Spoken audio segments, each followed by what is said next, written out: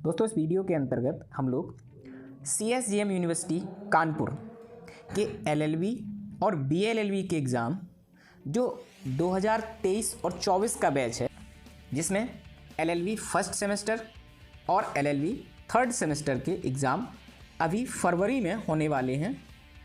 इसके संबंध में जो 7 प्रमुख और इम्पोर्टेंट चीज़ें हैं वो आपको जान लेनी बहुत ज़रूरी है।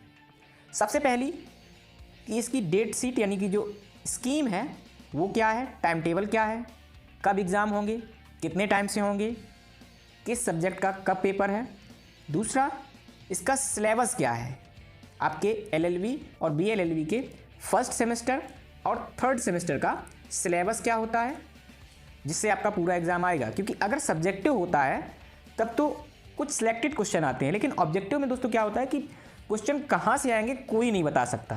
अगर कोई ये अपने वीडियोस में या पढ़ाने में दावा करता है कि उसका 100% क्वेश्चन उसी से आएंगे तो वो आपसे बिल्कुल झूठ बोल रहा है।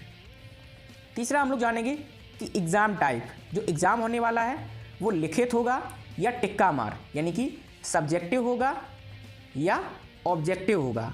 ठीक है। इसके बाद हम लोग जानेंगे कि एडमिट कार्ड यानी कि प्रवेश पत्र कब मिलेगा। पांचवा, हम लोग जानेंगे कि कहाँ कहाँ से पढ़ना होगा, यानी कि आपके पास पढ़ने के लिए क्या क्या अवेलेबल है, कहाँ कहाँ से आप पढ़ सकते हैं। अब क्या क्या पढ़ना है ये आपको तय करना है सिलेबस के अकॉर्डिंग।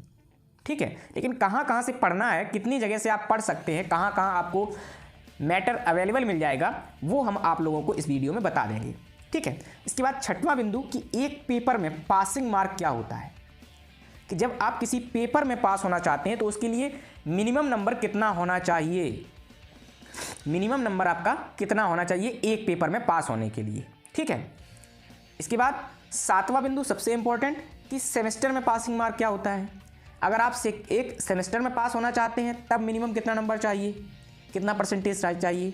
तो इन 7 प्रश्नों के उत्तर हम लोग जानने वाले हैं। ये दोस्तों ये वीडियो बहुत इंपॉर्टेंट है, इसको समझ लेना बहुत इंपॉर्टेंट है। अभी आप 5 मिनट दे देंगे तो आपको पूरी LLB का कॉन्सेप्ट क्लियर हो जाएगा। तो चलिए हम लोग सबसे पहले स्टार्ट करते हैं पहले बिंदु से कि इसकी स्कीम क्या रहने वाली है।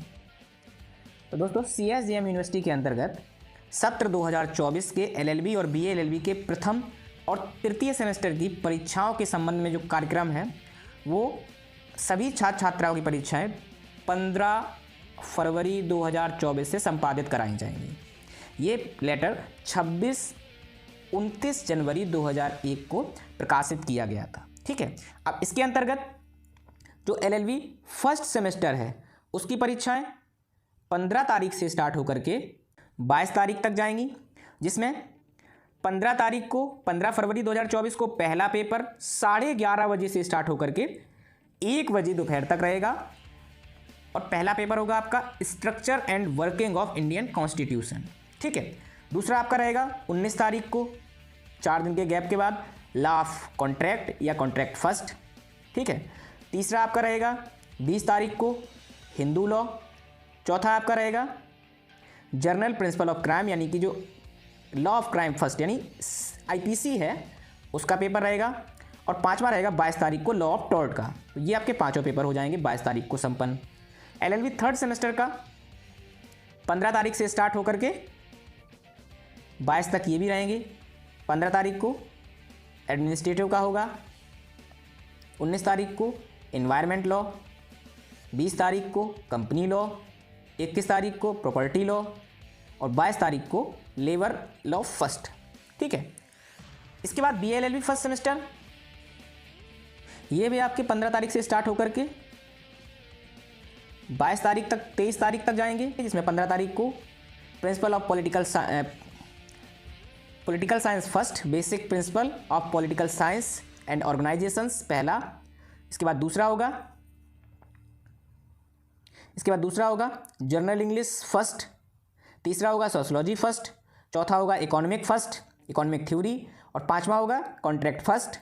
छठवां होगा 23 तारीख को कॉन्स्टिट्यूशन लॉ फर्स्ट। ठीक है। इसके बाद BLLB थर्ड सेमेस्टर के एग्जाम शेड्यूल इस प्रकार है कि 15 तारीख से स्टार्ट होकर के 23 तारीख तक। 15 तारीख को पहला पेपर पॉलिटिकल साइंस थर्ड, 19 तारीख को दूसरा paper legal method and elements of research, 20 तारीख को तीसरा पेपर सोशियोलॉजी थर्ड, 21 तारीख को चौथा पेपर इकोनॉमिक्स थर्ड। इसके बाद 22 तारीख को आपका 5वां पेपर होगा, honours paper right to information RTI का होगा, और 23 तारीख को family law first Hindu law का पेपर होगा। तो ये है आपका एग्ज़ाम शेड्यूल। इसके बाद हम लोग दूसरा बिंदु, इसका सिलेबस क्या रहने वाला है। LLB फर्स्ट सेमेस्टर और LLB थर्ड सेमेस्टर, इनका जो सिलेबस है उसका लिंक दोस्तों हम आपको इस वीडियो के डिस्क्रिप्शन बॉक्स में दे देंगे, आप लोग वहां से देख सकते हैं, ठीक है। इसके बाद तीसरा हमारा बिंदु है कि एग्ज़ाम टाइप, एग्ज़ाम का पैटर्न क्या है, सब्जेक्टिव होगा या ऑब्जेक्टिव। तो इसमें सबसे पहले एग्ज़ाम के टाइम टेबल पे हम लोग देखते हैं। टाइम टेबल में LLB फर्स्ट सेमेस्टर या थर्ड सेमेस्टर, उनका जो एग्ज़ाम टाइम है, LLB फर्स्ट सेमेस्टर का एग्ज़ाम टाइम क्या है, 11:30 बजे सुबह से 1:30 बजे दोपहर तक, यानी कि PM। तो इसमें LLB और BLLB दोनों के एग्ज़ाम टाइम कुल 1.5 आवर यानी कि 1.5 घंटे का है। और इस हिसाब से ये सब्जेक्टिव नहीं होगा, क्योंकि सब्जेक्टिव क्वेश्चन पेपर 1.5 घंटे में संभव ही नहीं है। इसके लिए कम से कम 2 घंटे चाहिए। जैसा कि एक बार पिछली बार इन लोगों ने किया था पैटर्न चेंज करके कि 2 क्वेश्चन आपके लॉन्ग करवा देंगे और 9 क्वेश्चन आपके शॉर्ट करवा देंगे, या 10 क्वेश्चन आपके शॉर्ट करवा देंगे, ठीक है। लेकिन 1.5 घंटे में संभव नहीं है, कम से कम 2 घंटे। तो इस हिसाब से आपका कैसा होगा, 100% कन्फर्म है कि आपका पेपर कैसा रहने वाला है, आपका पेपर ऑब्जेक्टिव रहने वाला है 100%। तो आपका एग्ज़ाम टाइप क्या होगा, ऑब्जेक्टिव, एकदम से क्लियर है। इसके बाद तीसरा बिंदु हमारा आता है कि एडमिट कार्ड और प्रवेश पत्र कब और कहाँ मिलेंगे। सबसे पहले तो आपके कॉलेज के ऑफिशियल ग्रुप में अगर आप जुड़े हैं तो वहाँ भी आ सकते हैं, वहाँ सारे बच्चों के एडमिट कार्ड डाल दिए जाएंगे और अपना अपना डाउनलोड करके ले जाओ। दूसरा तरीका ये हो सकता है कि आपके कॉलेज में ही एग्ज़ाम के लगभग 2 दिन पहले एडमिट कार्ड मिलने चालू हो जाएंगे, वहाँ से भी मिल सकते हैं, ठीक है। जहाँ भी मिले तो आपको लगभग 2 दिन पहले पता चल जाएगा। बिंदु आता है कि क्या क्या पढ़ें और कहाँ कहाँ से पढ़ें, ये बहुत इंपॉर्टेंट है। इसमें आप लोग सबसे पहले बुक, दोस्तों मैंने जब LLB की थी तो बुक को ज़रूर पढ़ा था। और कोई भी व्यक्ति जिसे ना केवल एग्ज़ाम पास करना है LLB का, बल्कि उसे ठीक से समझना है, उसी में अपना कैरियर बनाना है, भविष्य बनाना है, तो उसको बुक जरूर पढ़ने चाहिए। लेकिन ये सरासर बेवकूफ़ी होगी कि आप सिर्फ एग्ज़ाम के टाइम पर बुक खोल के बैठ जाएं। जो बुक पढ़ने वाले थे वो अब तक बुक पढ़ चुके हैं, और अगर नहीं पढ़ चुके हैं तो अब आपको बुक पढ़ने की बिल्कुल आवश्यकता नहीं है, नहीं तो आप इस एग्ज़ाम में फेल हो जाएंगे या फिर बहुत ही कम नंबर आएंगे आपके। दूसरा, आप VRX पढ़ सकते हैं, VRX आप अब भी पढ़ सकते हैं। इसमें आपका करिए जो सेक्शंस हैं उनको देख लीजिए, किस सेक्शन में क्या है, और उसके जो इंग्रेडिएंट्स हैं यानी कि जो तत्व हैं उनको देख लीजिए, किस सेक्शन में क्या तत्व हैं, उस सेक्शन की इंपॉर्टेंट चीज़ें। और जैसे जो डिफिनेशन क्लॉज है उसको देख लीजिए कि 2A 2B उसमें क्या है, ठीक है। तीसरा कि आप CLP जरूर पढ़िए, VRX आप पढ़िए, बुक तो मुश्किल है पढ़ना, अब एग्ज़ाम है तो बुक नहीं पढ़ना है आपको, VRX पढ़ना है। तीसरा CLP पढ़ना है, CLP जरूर पढ़ के जाइए। CLP भले ही सब्जेक्टिव में पढ़ते हैं, लेकिन अगर आप CLP पढ़ के जाएंगे तो कहीं से भी ऑब्जेक्टिव क्वेश्चन आएगा। भाई क्लियर तो है नहीं कि जो ऑब्जेक्टिव वाली CLP आ रही हैं या प्लानर आ रहे हैं उनमें से ही पूरा फंस जाए, लेकिन आप थ्योरी पढ़ के जाएंगे तो क्वेश्चन तो उसी से बनाएंगे। CLP में पूरा सिलेबस है आपका, तो क्वेश्चन उससे बनेंगे। तो आप तुरंत, अगर आपने पढ़ा है पूरी CLP बस पढ़ जाइए, रटना नहीं है आपको, सिर्फ रीडिंग करनी है आपको, ठीक है, सिर्फ रीडिंग करनी है। और अगर आप केवल पढ़ जाएंगे तो जैसे ही आपके सामने कोई क्वेश्चन आएगा आप तुरंत उसको पकड़ लेंगे कि इसका आंसर क्या है। चौथा, इजी नोट्स, केवल ऑब्जेक्टिव वाले। 2 तरह के इजी नोट्स आते हैं, एक तो वो आते हैं जिसमें ऑब्जेक्टिव भी होते हैं और सब्जेक्टिव भी होता है, और एक होते हैं जो केवल ऑब्जेक्टिव आते हैं, 30 रुपये के आते हैं पर एड से, ठीक है। तो आपको केवल ऑब्जेक्टिव वाले नहीं लेना है, आपको लेने हैं सब्जेक्टिव वाले। और इसमें आपको जो सब्जेक्टिव यानी कि जो थ्योरी है उसको बहुत ज़रूरी पढ़ना है, उसी से ही आपका पूरा पेपर बनने वाला है। या तो CLP ले लो या इजी नोट्स ले लो, और अच्छे नंबर लेने हैं तो VRX भी पढ़ लो। बुक को कभी मत छूना, नहीं तो समस्या हो जाएगी। हाँ, बुक से आप एक चीज़ देख सकते हैं, बुक से आप देख सकते हैं केस लॉ, जो केस लॉ है इंपॉर्टेंट, वो आप बुक से देख सकते हैं। और अगर आप चाहें तो केवल केस लॉ का वीडियो भी हम बना सकते हैं, अगर आप लोग कमेंट में बताएंगे तब, ऐसे नहीं। तो बुक से सिर्फ केस लॉ देख सकते हैं। इसके बाद 5वां प्लानर, दोस्तों एक नई व्यवस्था आई है मार्केट में, ऑब्जेक्टिव के लिए कि एक प्लानर नाम का छोटी सी चौपतिया आती है, उसमें बहुत सारे ढेरों क्वेश्चन दिए रहते हैं, लेकिन उससे पूरा पेपर तो आपका नहीं फंसेगा। 30-40% फंस जाए तो फंस जाए। 6वीं चीज़ है इंटरनेट। अब इंटरनेट कैसे इसका इस्तेमाल करेंगे, जैसे मान लीजिए आईपीसी का आपका पेपर है, तो आईपीसी के इंटरनेट पे वीडियोस देख लीजिए जो इंपॉर्टेंट क्वेश्चन हैं उनके ऑब्जेक्टिव के, या फिर पीडीएफ डाउनलोड कर लीजिए, या फिर लास्ट ईयर के क्वेश्चन पेपर डाउनलोड कर लीजिए। कुछ भी आप जो भी इंपॉर्टेंट है वो देख लीजिए, ना केवल आईपीसी, और भी जितने सब्जेक्ट हैं उनके सभी के क्वेश्चन आप डाउनलोड कर लीजिए, क्योंकि आपके सिलेबस के अकॉर्डिंग ही बनना है और आपको हमेशा अपने सिलेबस के अकॉर्डिंग पढ़ना है, ठीक है। सिलेबस से भटकना नहीं है, इतना ध्यान रखिए। तो आप इन 6 चीज़ों से 6 तरीक़ों से पढ़ सकते हैं। हम बुक रिकमेंड नहीं करेंगे, बेयर एक्ट, सीएलपी या इजी नोट्स में से कोई एक, और सब्जेक्ट जो इसका सब्जेक्टिव पार्ट है उसको ज़रूर पढ़ना है। प्लानर ले सकते हैं लेकिन इतना इंपॉर्टेंट नहीं है। दूसरा, इंटरनेट भी इतना इंपॉर्टेंट नहीं है। मात्र आप सीएलपी भी अगर पूरी पढ़ के जाएंगे ना, तब भी आपके 80 नंबर किसी ने नहीं रोके। बस पढ़ना मतलब ये नहीं कि आपको कुछ याद ही ना रहे, थोड़ा बहुत तो याद रखना ही चाहिए, और रहेगा ही जब आप ठीक से पढ़ेंगे। इसके बाद 6वां प्रश्न आता है कि सेमेस्टर पास करने के लिए कितने नंबर चाहिए आपको। तो एक सेमेस्टर में पास करने के लिए सेमेस्टर का टोटल नंबर 48% या उससे ज़्यादा होना चाहिए, अन्यथा क्या होगा, बैक लग जाएगी।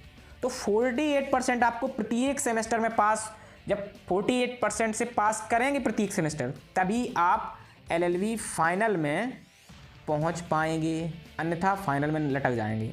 फिर आपको 48% लाने पड़ेंगे, जिस भी सेमेस्टर में कम होंगे तभी आप आगे बढ़ पाएंगे। तो 48% आपको एक सेमेस्टर में चाहिए, ध्यान रखना। और 48% को मेंटेन करने के लिए आपको अगली साल प्रथम वर्ष के छात्रों के साथ पुनः किसी भी विषय की पेपर यानी कि बैक पेपर दे करके 48% मेंटेन ही करना पड़ेगा, तभी आपको एडमिशन सेकेंड ईयर में मिलेगा, अन्यथा आप वहीं लटके रहेंगे और अन्यथा फर्स्ट सेमेस्टर में ही बने रहेंगे। तो आपको सेमेस्टर पास करने के लिए 48% चाहिए ही चाहिए, 48% या उससे ज़्यादा का ध्यान रखना, ठीक है। इसके बाद 7वां हमारा प्रश्न आता है कि एक पेपर में पास करने के लिए कितने नंबर चाहिए। तो एक पेपर में पास करने के लिए उस पेपर में कुल 36 नंबर होने बहुत इंपॉर्टेंट है। कितने? 36 नंबर, उससे ज़्यादा होने चाहिए, अन्यथा बैक लग जाएगी। 36 नंबर तो चाहिए ही चाहिए एक पेपर में, लेकिन अगर उससे ज़्यादा है तो बहुत अच्छा है, और अगर कम है तो आपकी बैक लगनी तय है। 36 नंबर से कम होने पर आपको अगली साल प्रथम वर्ष वाले छात्रों के साथ पुनः उस विषय का बैक देना होगा, अन्यथा आप फर्स्ट सेमेस्टर में ही बने रहेंगे। तो आपको सेमेस्टर के किसी एक पेपर में पास होने के लिए कम से कम 36 नंबर चाहिए। और मान लीजिए सभी में आपके 45 नंबर आ गए, ठीक है, सभी में 45 आ गए, तो ओवरऑल आपकी कितनी बनेगी? 45% बनेगी। और चाहिए कितनी ओवरऑल? 48%। तो तब भी बात नहीं बनेगी आपकी, क्योंकि 48% से कम है तो आपका सेमेस्टर बैक लग जाएगा। हाँ, किसी में आपकी 60 है, किसी में 50 है, और किसी में आपकी 36 या इससे ज़्यादा यानी कि 37, 38 कोई आ गई, और ओवरऑल आपका 52% या 48% या उससे ज़्यादा यानी कि 48 से ज़्यादा आ रहा है, तो आपकी बैक नहीं लगेगी। अगर आपकी परसेंटेज, सेमेस्टर परसेंटेज 48% से ज़्यादा है और किसी पेपर में 36 नंबर या उससे ज़्यादा हैं, तो आपकी बैक नहीं लगेगी। लेकिन अगर 36 नंबर से कम है तो आपकी उस पेपर में बैक लग जाएगी, और ओवरऑल सेमेस्टर में अगर आपके 48% से कम है तो आपकी उस सेमेस्टर में बैक लग जाएगी, ठीक है। अब इसके संबंध में अगर आपका कोई भी प्रश्न हो तो आप हमें ज़रूर पूछिए, और इसके साथ आप जिस भी टॉपिक पर वीडियो बनाना चाहें कमेंट करके बता दीजिए। मिलते हैं अगले वीडियो में। जय हिंद।